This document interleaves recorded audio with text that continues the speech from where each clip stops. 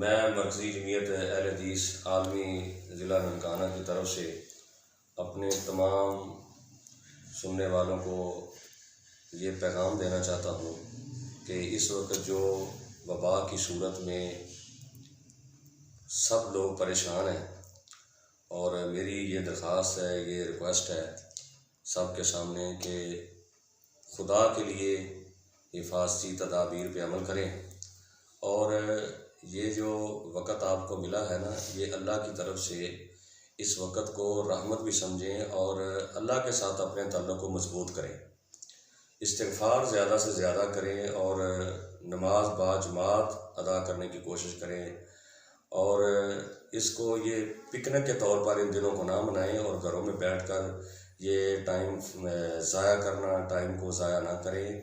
یہ ایک ایک وقت، ایک ایک لمحہ آپ کے لیے بڑا قیمتی ہے۔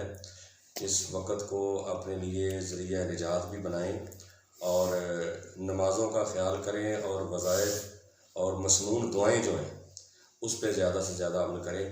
اور دوسرا بڑا ایک میں اہم پیغام اپنے سامعین تک پہنچانا چاہتا ہوں کہ خدا کے لیے جو غریب لوگ ہیں، یتیم، بیوہ، مساکین، مزدور طبقہ، یار ان کا ضرور خیال رکھیں۔ وہ بیچارے بڑے پریشان ہیں، اپنے ارد گرد، اپنے محلہ میں، اپنے علاقے میں، اپنے شہر میں، ان سب کا خیال رکھیں۔ ان کا خیال کرنا ہمارے اوپر بہت ضروری ہے اور عین فرض ہے ہمارے اوپر ان کا خیال رکھنا۔ وتعاونوا علی البر والتقوی، اس کے تحت ہمیں ان کا خیال کرنا چاہیے اور نیکی کے کاموں میں سوچنا نہیں چاہیے، دیر نہیں کرنا چاہیے۔ السلام علیکم۔